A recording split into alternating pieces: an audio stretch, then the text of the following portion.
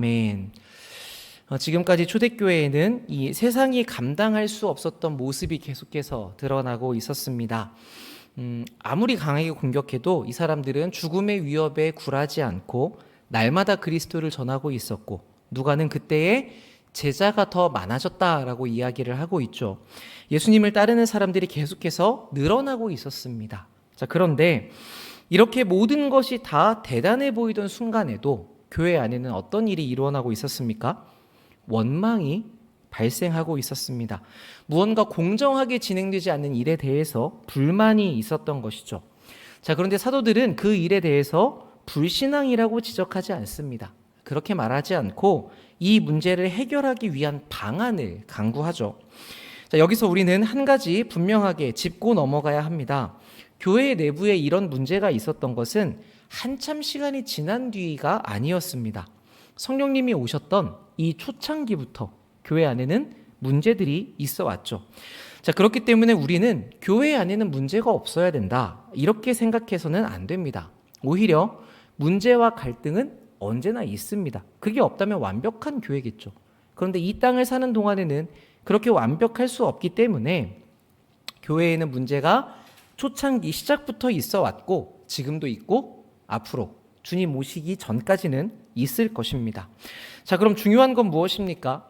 이 교회 안에 벌어지는 문제들을 어떻게 하나님의 뜻에 합하게 처리해 갈 것인가?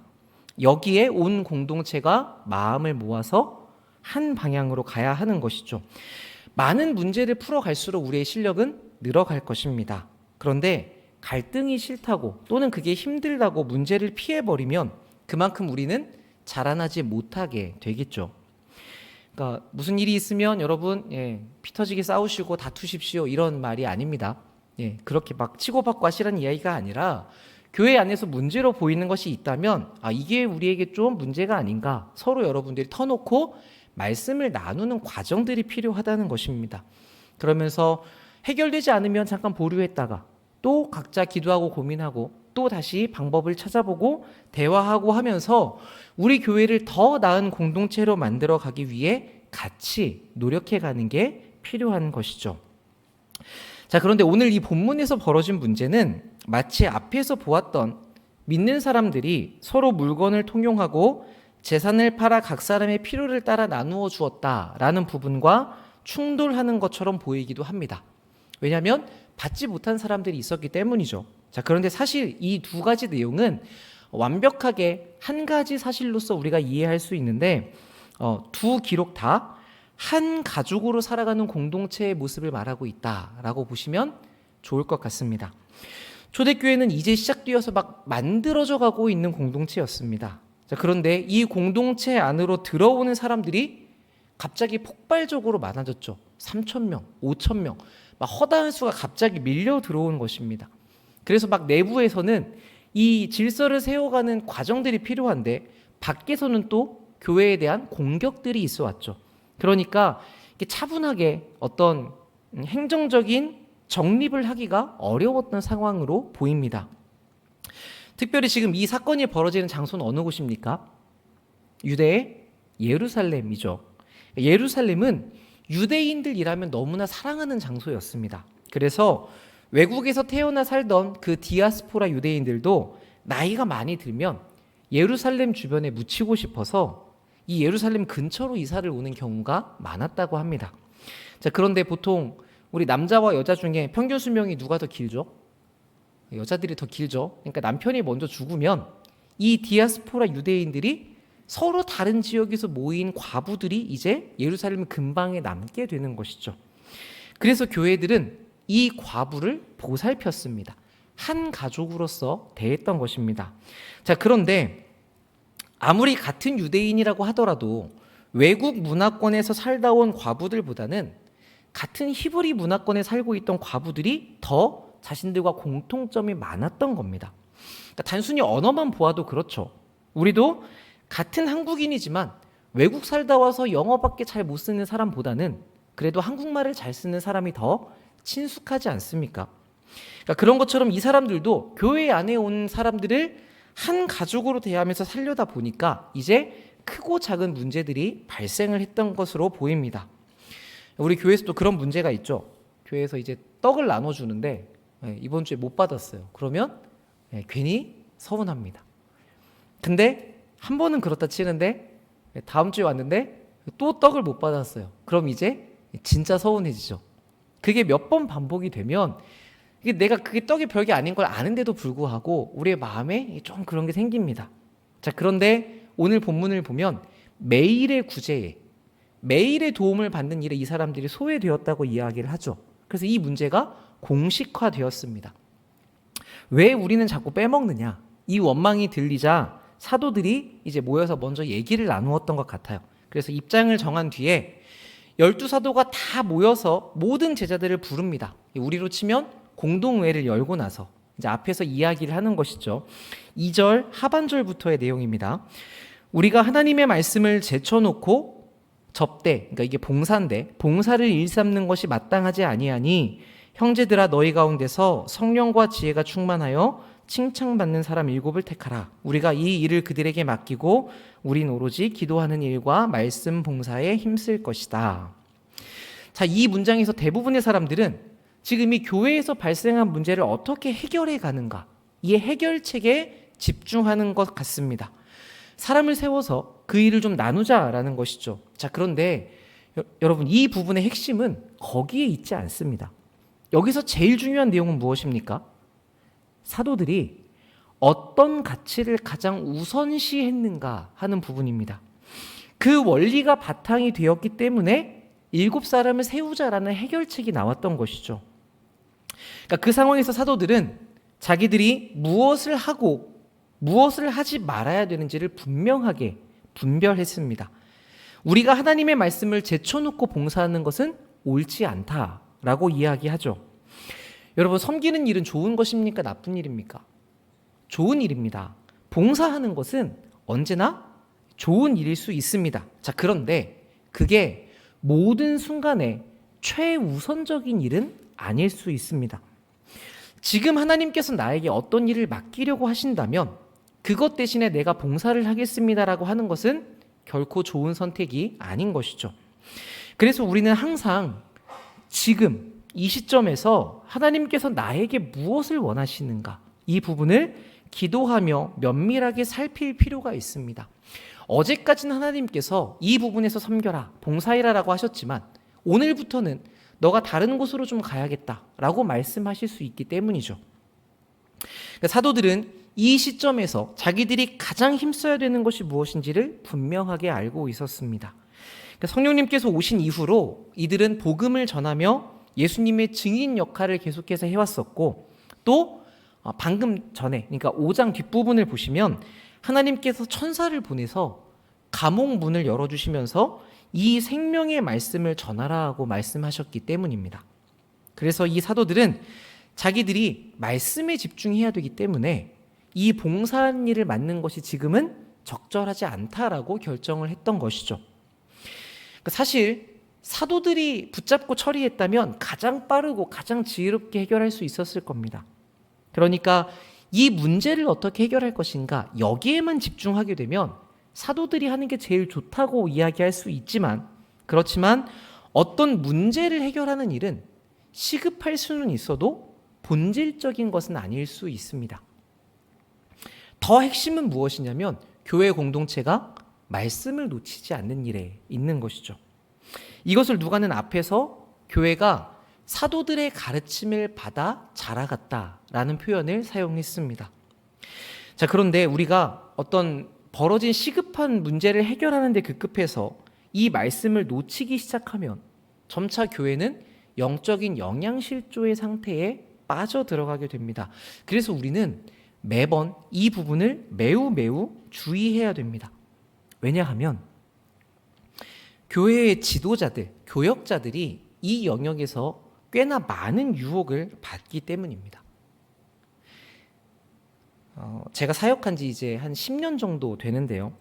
그동안 제가 제 생각과 성도님들의 생각이 많이 다르다 싶었던 점 중에서 하나가 무엇이냐면, 대부분의 성도님들은 목사님은 설교를 그냥 할 수 있다라고 생각하신다는 점입니다. 여러분, 우리가 학교에서 발표만 해도 애들 밤새워서 준비를 하고 직장에서 PT를 한번 하면 며칠 날밤을 새서 준비를 하는데 설교는 왜 그렇게 생각하실까? 제가 이제 그런 생각을 좀 했었는데 나중에는 좀 이해가 됐습니다. 왜냐하면 성도님들이 보실 때 저희들은 신학교에서 이미 다 배운 전문가들인 거예요. 그러니까 어떤 분야에서 학위를 따면 저분이 전문가니까 물어봐야겠다라고 이야기를 하시는 것처럼 여러분들이 저희를 볼 때에는 이미 다 배웠으니까 성경 박사니까 어딜 펴도 설교하실 수 있겠지라고 생각하시는 것이죠. 그러면 참 좋겠지만 여러분 그렇게 쉽지가 않습니다. 그래서 한 신학자는 설교를 이렇게 설명했습니다. 영적으로, 정신적으로 부담이 되는 임무. 성경을 설명하고 이 거대한 서사와 세밀한 묘사를 파헤치고 다양하게 적용하고 사람들이 그 이야기 안에 들어와 살며 이 에너지를 자기 것으로 삼을 수 있게 만드는 일. 무슨 말인지 확 와닿지 않으시죠? 그만큼 설교가 어려운 얘기라는 뜻입니다. 좀 여러분들이 이해하시기 좋은 표현으로 하자면 한 목사님은 이렇게 말씀하셨습니다. 설교는 설교자를 기름틀에 넣고 쥐어짜서 나오는 것이다. 근데 생각보다 많은 목회자분들이 이 얘기에 정말 동의를 많이 하셨습니다. 어떤 한 본문을 맡으면 이 본문이 그때 당시에 어떤 의미로 쓰였는가, 하나님께서 이 1차 독자들에게 무슨 내용을 전달하려고 주셨는가, 그거를 저희가 언어적으로, 문학적으로 또 여러 가지로 연구를 해서 이 말씀의 내용이 이것이고, 그러면 이게 현재를 사는 우리들에게는 어떻게 적용이 돼야 되는가, 또 현실을 사는 우리들의 삶에 이거를 녹여내는 과정들이 필요하거든요. 그래서 연구하고 고민하고 준비해야 될 것이 참 많습니다. 근데 절대 오해를 마시고 들어주시기 바랍니다. 제가 지금 되게 힘든 일을 하고 있다 이렇게 생색내려고 하는 게 아니라 여러분들이 아마 평소에 들으시기 어려운 말씀이실 것 같아서 제가 오늘 좀 작정하고 준비를 했습니다. 설교가 이런 것이다. 많은 시간과 많은 에너지가 들어가야 여러분들이 받으실 때 참 양질의 그런 설교가 된다. 그런 게 필요한 작업이다라는 부분을 말씀드리고 싶어서 그렇습니다.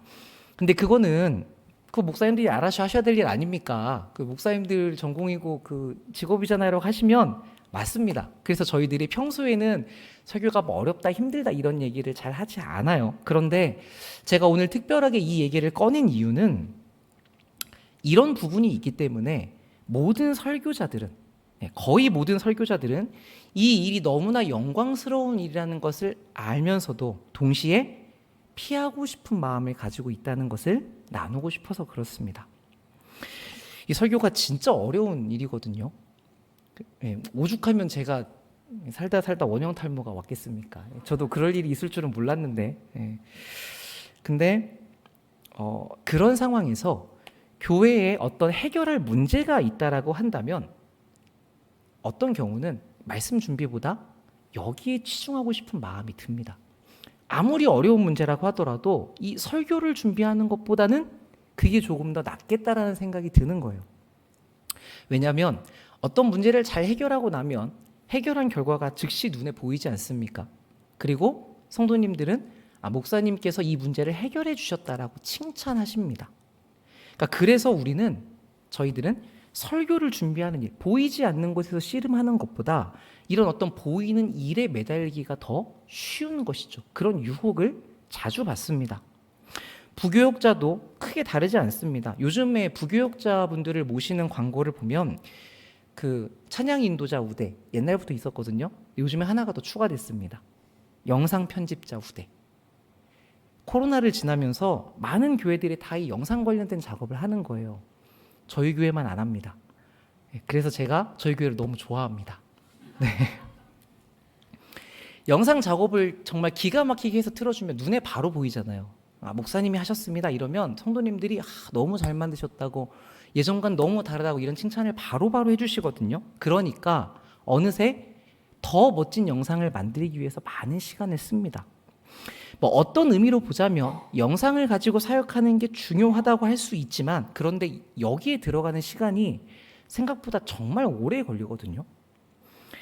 저는 목회자라고 한다면 우리의 많은 시간들을 말씀과 기도하는 일에 집중하는 것이 우선이라고 생각을 합니다. 왜냐하면 결국 교회를 세우는 것은 바른 말씀이고 목회자는 그 중에서 이 말씀으로 봉사하라는 역할을 맡은 사람이기 때문에 그렇습니다. 그래서 여러분들은 교역자들이 이런 식으로 어떤 일을 해내는 부분에 유혹받기가 쉽다는 점을 알고 계셔야 됩니다. 그래야 목회자들에게 자꾸 목사님이 이거 해주십시오, 저거 해주십시오라고 직접 해달라는 요구를 줄여갈 수 있게 되거든요. 이게 여러분 목사님들을 귀찮게 하지 마십시오 이런 얘기가 아니라 목양적으로 필요한 모든 부분을 요구할 수 있대 그런 어떤 행정적이거나 우리가 할 수 있는 일들에 대해서는 목사님을 빼주셔야 됩니다. 그리고 그러면서 오히려 여러분들이 뭐라고 말씀하셔야 되냐면 저희가 빼드릴 테니까 말씀과 기도에 더 집중하십시오. 여러분들이 이렇게 말씀해 주실 수 있어야 돼요. 교역자와 성도 가운데 이런 더 말씀을 추구하는 선순환이 이루어져야 그래야 교회가 건강하게 살아날 수가 있습니다.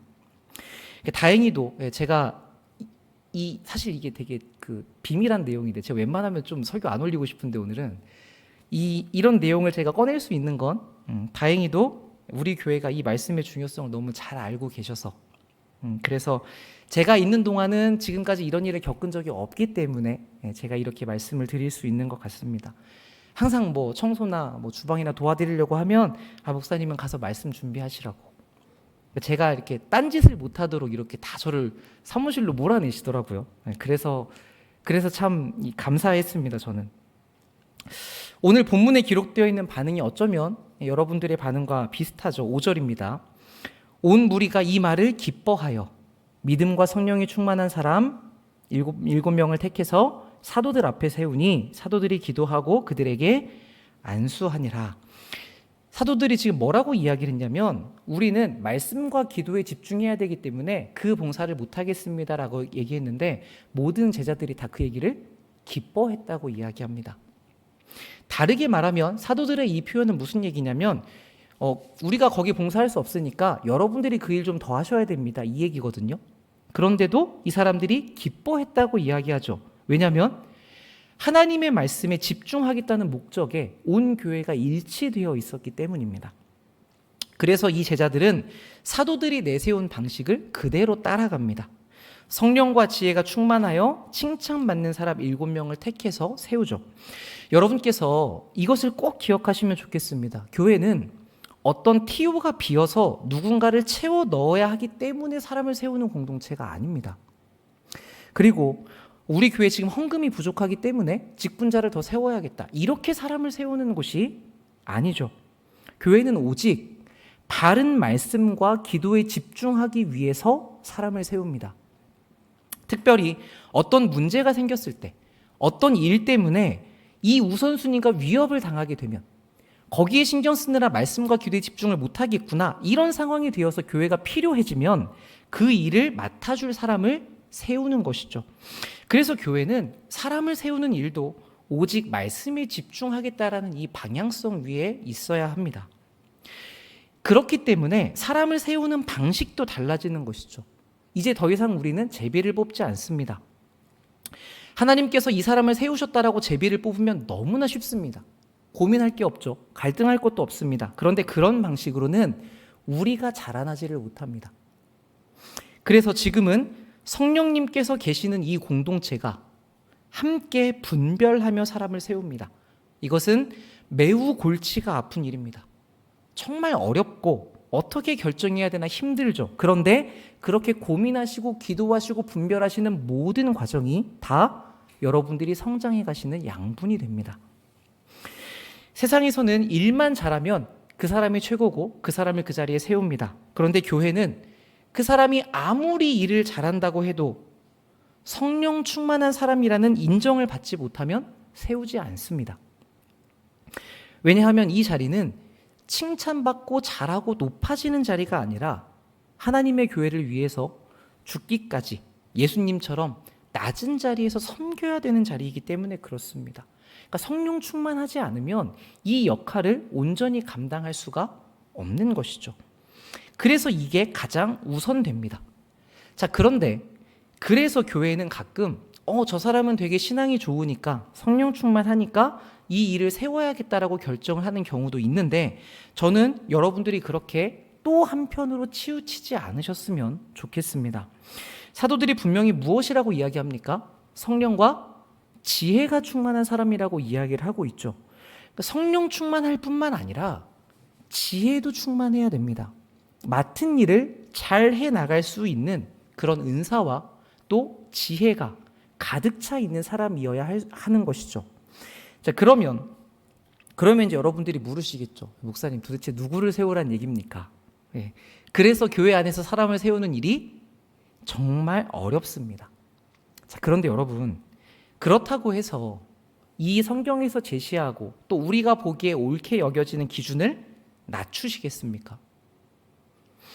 여러분은 이미 어떤 한 사람 때문에 교회 공동체 전체가 큰 어려움에 빠지게 되었다는 이야기를 여러 주변에서 자주 들으셨죠. 그러니까 우리 교회를 그런 자리에 처하게 둘 수는 없는 일이지 않습니까?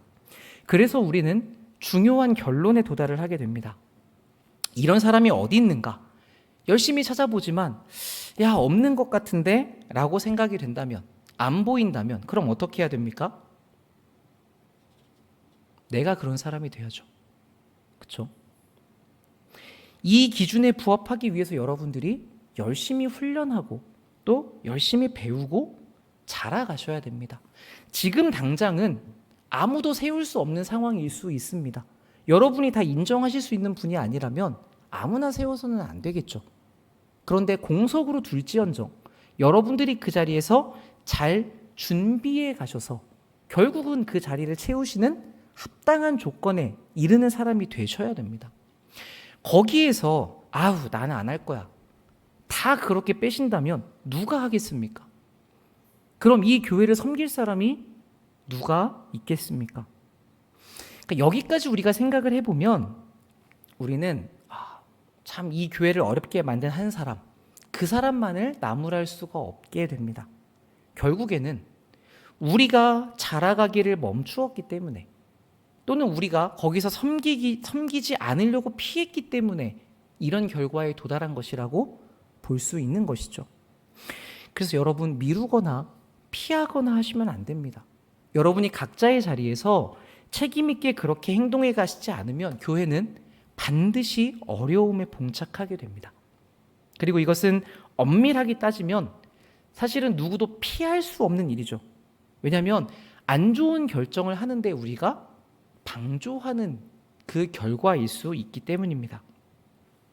오늘 본문에서 칭찬받는 사람이라고 하는 말은 증명된 사람이라는 뜻입니다. 그 신앙과 그 지혜가 이미 증명이 되어서 내가 보증할 수 있는 사람을 세운다라는 표현입니다. 우리가 교회에서 다양한 투표를 하게 되는데 이때 여러분이 이 부분을 분명하게 알고 하셔야 됩니다.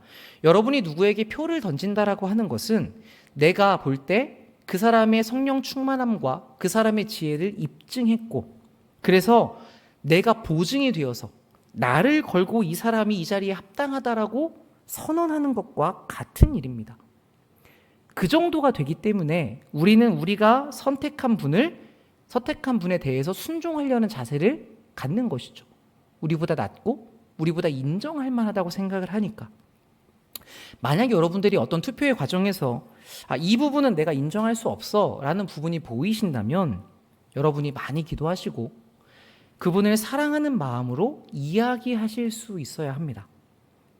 그리고 그분은 그 내용을 받아들이고 거기에 더 온전하게 준비될 필요가 있죠. 이렇게 교회가 그 과정에서 자라가야 됩니다. 그런데 이런 조언을 만약에 겸손하게 받지 못한다거나 또는 그래서 투표에서 떨어져서 시험이 들었다라고 할 정도라면, 그러면 그분은 앞으로 더 많은 준비가 필요하다고 생각할 수 있겠죠. 이런 식으로 우리는 매번 우리 공동체의 일원으로서 여러분들이 각자의 책임을 가지고 참여하고 있습니다. 이 사실을 피하시면 안 됩니다. 그래서 교회는 과거 여러분 모두의 결정으로 이루어진 현재입니다. 그리고 지금 여러분들의 결정으로 이제 미래가 이루어지겠죠. 우리는 모두 하나님께서 사용하시는 교회가 되기를, 우리 서울 남부교회 이막이 하나님께서 기뻐하시고 영광 받으시는 교회가 되기를 기도하고 있습니다. 성도님들이 그 마음 가득한 기대가 저에게도 느껴지고 그렇게 소망을 품고 기도하시는 것이 너무 좋습니다. 자, 그런데 여러분, 그래서 하나님께서 이 다음 장에서 내가 누구를 사용할까?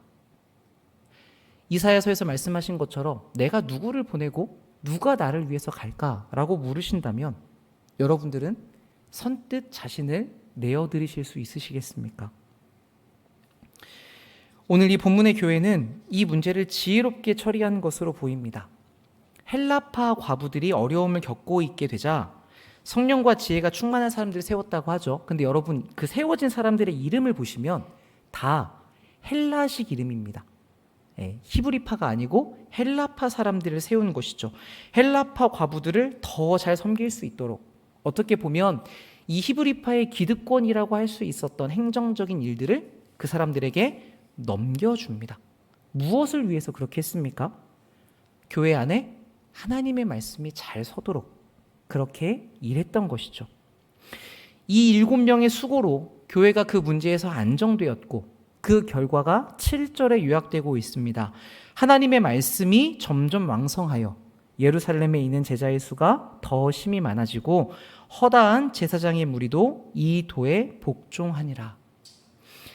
7집사를 세운 일이 어떻게 결론 지어집니까? 하나님의 말씀이 왕성해지는 것으로 설명이 되죠. 왜냐하면 그 모든 일이 다 하나님의 말씀을 향한 일로 이루어졌기 때문입니다. 온 교회가 하나님의 말씀에 집중할 때에 이런 역사가 일어납니다. 우리도 이렇게 오직 하나님의 말씀에 집중하는 교회가 되면 좋겠습니다. 그 일을 위해서 성령과 지혜가 충만한 사람을 세우는 그런 공동체가 되기를 바라고, 무엇보다도 여기 계신 여러분들이 그 일에 잘 준비가 되셔서 하나님께서 쓰시고자 하시는 때에 주님의 교회를 위해서 귀하게 쓰임받는 모든 주님의 가족들 되시기를 주님의 이름으로 축복합니다. 아멘. 우리 시간